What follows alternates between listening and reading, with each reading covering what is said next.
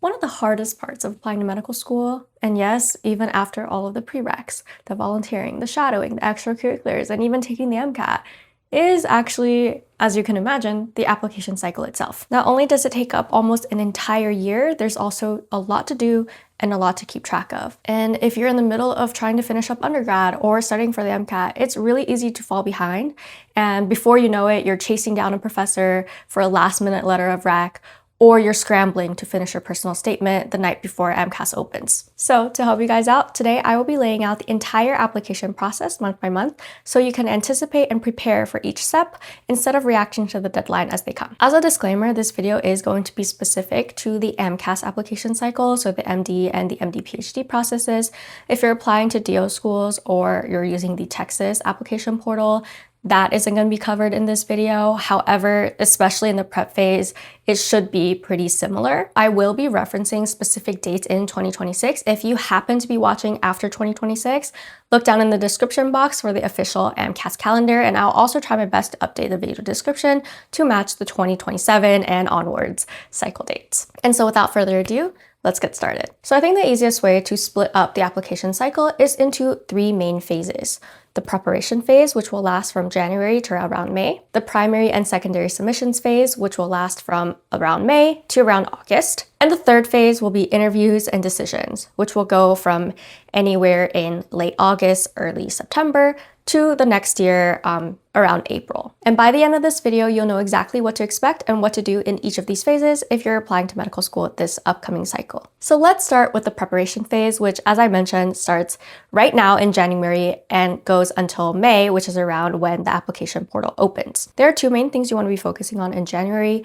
The first being registering and studying for the MCAT if you haven't taken it yet, and two, starting to draft your activities and personal statement. For the MCAT, ideally, you would want to be registering for a date in March or April so that you'll get to know your score and have one last chance to retake it if you need to. For me personally, I actually took it a whole year before my application cycle, so I took it the August before I applied. That technically would have left me a lot more time to retake the MCAT if I needed it. Thankfully, I didn't. I do generally recommend students to take the MCAT earlier rather than later. However, there is a little bit of a balance to that. You don't want to take it too early because your MCAT score does expire.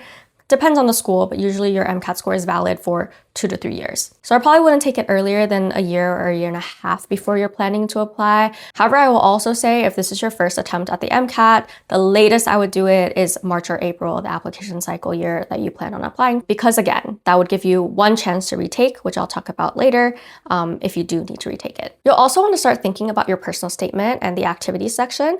So with the activities, you're going to need 15 activities and 3 of which are your most meaningful. So you need to write a little bit more about those activities. And your personal statement should describe effectively your motivations for wanting to become a doctor. At this point, it's January. It doesn't have to be perfect, but it is important to start thinking about it and think about what kind of activities you would want to include in your activities section and some thoughts and ideas on what you want to talk about for your personal statement. I will be making videos this month about how to tackle the personal statement, how to get started with drafting and brainstorming and all of that good stuff, as well as share my own personal statement. So if you haven't already, hit that subscribe button down below and hit the bell icon so you don't miss it when I post it. And for my MD-PhD applicants, you actually have 2 additional essays, a why MD-PhD essay and a significant research experience essay. So you want to start drafting those 2 and don't neglect that. Now moving on to February, and this is when I want to add one extra task for you, which is starting to build your school list. Of course, you can do it in conjunction in January with your personal statement, whatever, but I recommend starting with a personal statement first and then slowly letting that marinate over time because trust me, it's going to change from the first draft to the version you're going to submit. For your school list, I would aim for about 20 schools to apply to. Last year, the AAMC released data that the average applicant applied to 19.5 schools. Of course, you can apply to more, you can apply to less, but at this day and age, applying to medical schools is a little bit like a numbers game, so I just generally recommend 20. For me personally, I think I applied to 25. I'm gonna have to double check that number, but I'm just like kind of within that range. So how do you pick the schools that you want to apply to? Well, the tool I recommend is actually called the MSAR. It's the Medical School Admissions Requirement Tool. It costs about $20 through the AAMC, but if you qualify for the fee assistance program, I think they give that to you for free. Now, the MSAR will give you some general statistics about each program, such as the admitted students' average GPA, average MCAT, whether they accept out-of-state students, and whether they accept international students. So those could be key data that you look at when you're browsing through the MSAR. It's just a good general tool as well to just start your school research, because you may not be familiar with certain private schools in another state, and the MSAR would be able to, point out to you that, hey, this school exists. Now, one caveat here is that I don't want you to get so stuck on the average GPA and the average MCAT of their admitted students. I feel like students really get stuck on the median MCAT and the median GPAs, and they freak out when they're like, well, I'm not above the median MCAT and I'm not above the median GPA, like, should I even apply? Remember what the median means, right? It means that 50% of the people scored above, 50% of the people scored below. And so I would say if you're around that median number, whether you're above or below, I would say that you're good to go. Just apply.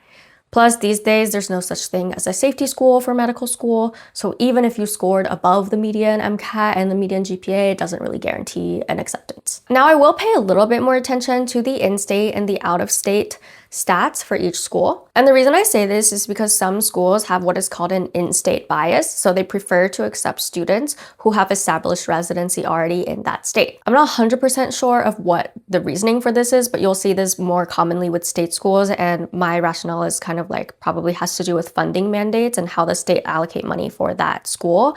And so that school probably has some mandate to accept more in-state students. And now for the schools that do have an in-state bias, they will occasionally accept out-of-state students, but it's usually just a small percentage of their incoming class. And usually that small percentage have some ties to the state, like they grew up there or something like that. And so I want you to pay attention to this because yes, feel free to apply to schools that do have an in-state bias even when you're an out-of-state student, but I wouldn't make an entire school list of only schools like that because you're not really setting yourself up for success that way. And plus, if you apply to only schools like that and their out-of-state acceptances are really, really low, you're effectively just giving that school a donation in the form of your application fee. Now, one last thing you want to pay attention to, which lives outside of the MSAR, is as you're narrowing down your school list, go into each of those school websites and check that you actually fulfill all of their pre-med requirements. Now, pre-med requirements are pretty standardized, so chances are you're probably good to go in like 95% of the cases. However, when I was applying, I did come across some schools that have a little bit different requirements. Like, for example, they required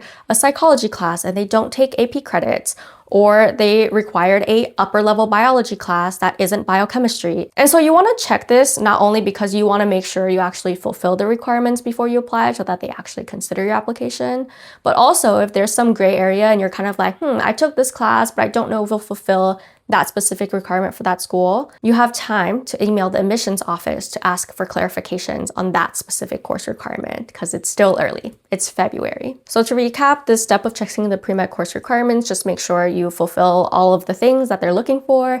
And again, that you're not just sending them an application fee in the form of a donation because, you didn't fulfill some requirements, so they weren't gonna consider your application anyways. And lastly, for my MD-PhD applicants, the two things I want you to watch out for in addition that lives on the school website is one, the funding structure, and two, whether or not there's actual professors you want to work with at that institution. So for the funding structure, MD-PhD programs can be fully funded or only partially funded. If it's an MSTP program, it will be fully funded. You will get tuition support and a stipend throughout all your years of training. But if the school is not an MSTP program, then it can just depend on the school on how they decide to fund you. Some schools that are not MSTP programs don't fund the MD years at all, or they give you tuition support but not a stipend during the MD years. So you just want to be clear on that and know what you're getting into before you apply. And as far as the 3 professors that you want to work with goes, remember that an MD-PhD program is also a research degree, and a lot of things can happen between entering your MD-PhD program and starting your PhD.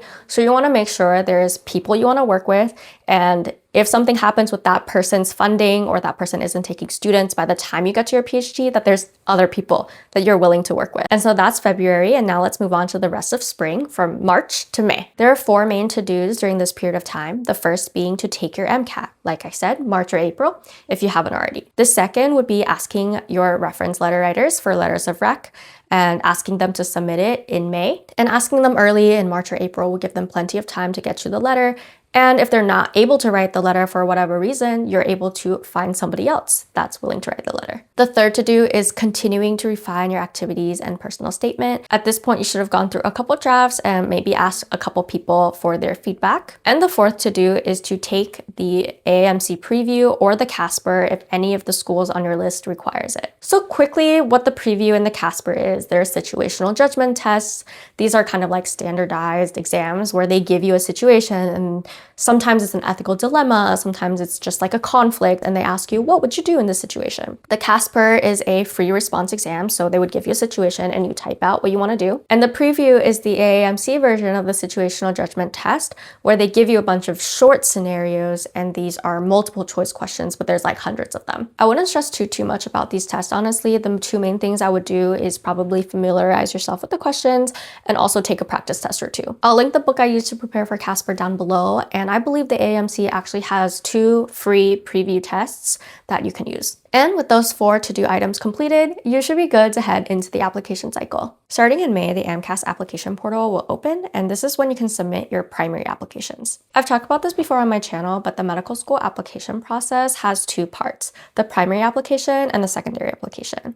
The primary application is kind of like the common app of the medical school application process. And in this part of the process, you submit your personal statement, your demographic information, and your activities to all the schools that you're going to apply to through one centralized application portal, which is the AMCAS application portal. Secondaries usually will refer to the additional supplementary essays that each medical school will send you, and this process will happen after you submit your primary application. The AMCAS application portal typically opens in early May, and this is when you can start inputting your demographics information, inputting your essays, selecting your schools, and inputting your activities. However, the important things to note here that because it's open does not necessarily mean you can submit. The first date you can submit typically comes in late May. And once the portal opens for you to submit, so once again, it's going to be a late May kind of date, I would highly recommend you to submit your application within that first 1 to 2 weeks of when you are able to submit.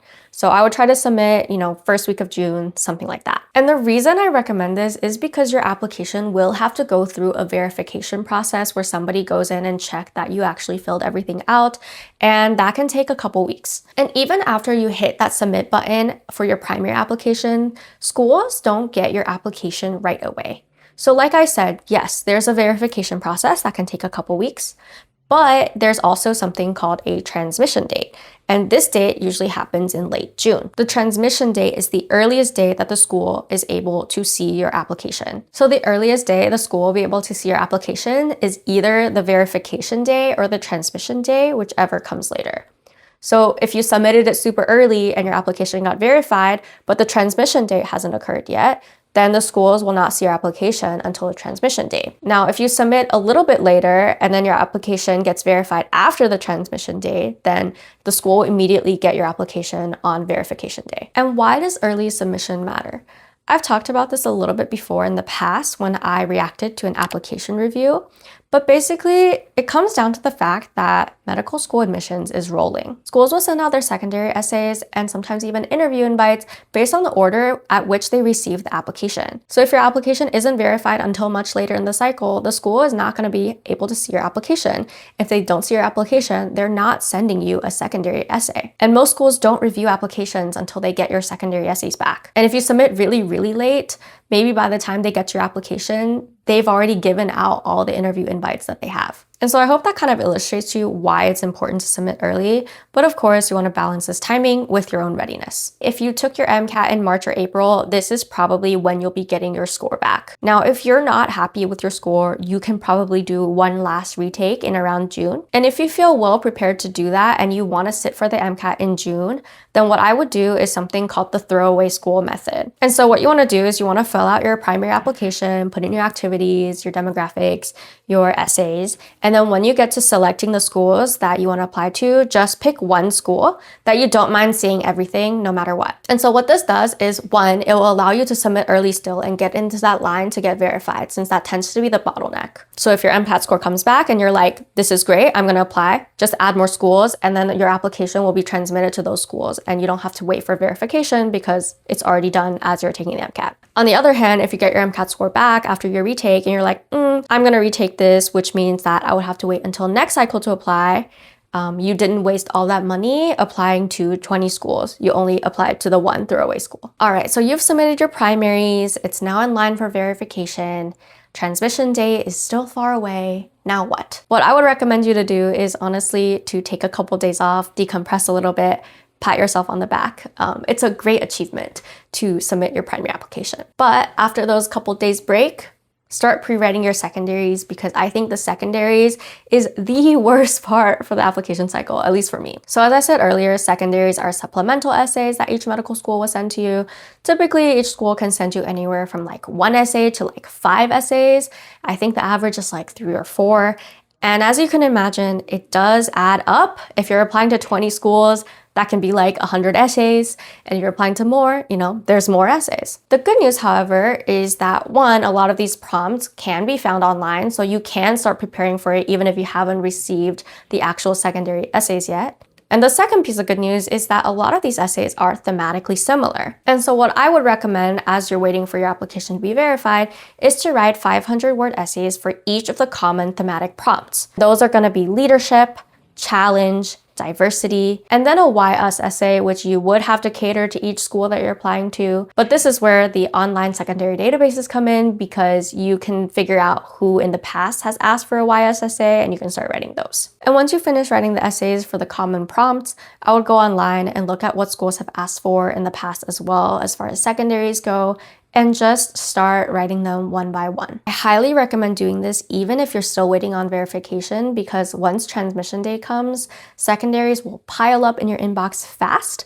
And kind of the rule is that you should try to return the secondaries within a 2-week-ish mark of the school sending it to you. Once again, I want to emphasize that when it comes to applying to medical school, timing is key. And so you want to be able to submit as early as you're able and as early as you're comfortable. And by pre-writing your secondaries, you can be a little bit ahead of the curve and set yourself up for success. So moving on to the third and last phase of the application cycle, which is interviews and decisions, which will go from August to April of the next year. This is the final phase of the application cycle. And yes, it is a little bit easier in terms of what you need to be doing, but a little harder, I guess, in terms of the psychological aspect of it, because a lot of it is just waiting. Now in August, you want to start prepping for interviews. My first interview actually happened pretty early in September.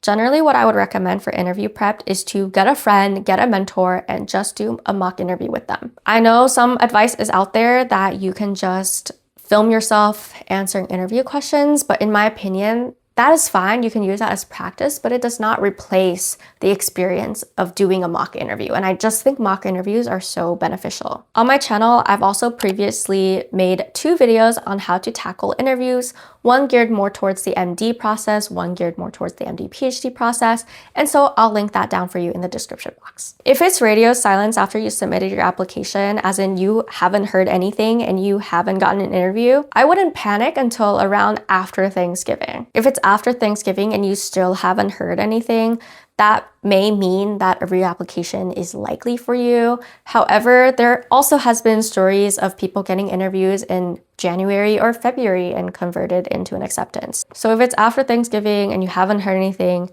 it's not that all hope is lost, but it may also just be time to kind of consider what you need to strengthen if you were looking at a reapplication. And onwards to the last part of this video, which is decisions.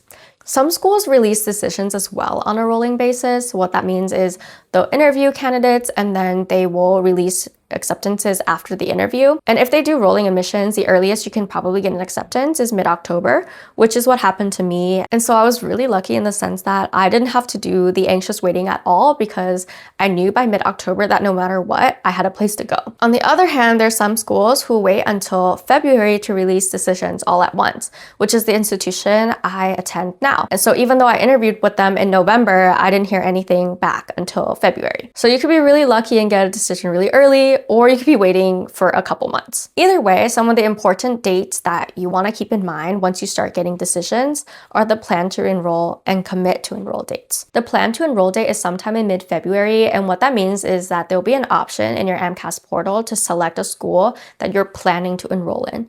This isn't binding, it just kind of gives the school a number. They don't know who has selected plan to enroll, but the school will get a number of the number of people they're planning to enroll. And then there's the commit to enroll date, which usually happens in late April, which is the first date you're able to tell schools that, hey, I've withdrawn from all of my waitlist and all of my other acceptances, and I am for sure coming to you. And so that committing to enroll is binding, and you have until June 30th to make a decision for commit to enroll. If you're lucky and you have tons of acceptances to choose from, I've actually made a video last year talking about what I think matters when it comes to choosing a medical school. And after June, after you've committed to a medical school, you are officially free and done with this more than a year-long application cycle. My best advice for the summer before medical school is that if you're able, just take it off and relax. At the very least, I wouldn't pre-study for medical school. I feel like that tends to be the question pre-meds ask is, oh, should I do anything to prepare myself? No, you've prepared enough. You've prepared through undergrad, you prepared through the MCAT, you survived this year-long application cycle. Just try to take some time and enjoy life because medical school is a marathon, and the next time that you have a long period of time without school might be a little while. And so that's the entire medical school application cycle in one video. If you're pre-med but not quite ready yet to apply this cycle, I've got a whole pre-med playlist right here talking about different aspects of being pre-med. And if you're applying this cycle and wanting to know how to start your personal statement, watch this space because I'll be posting my first personal statement video next week. Thank you guys so much for watching, and I'll see you guys in the next one. Bye!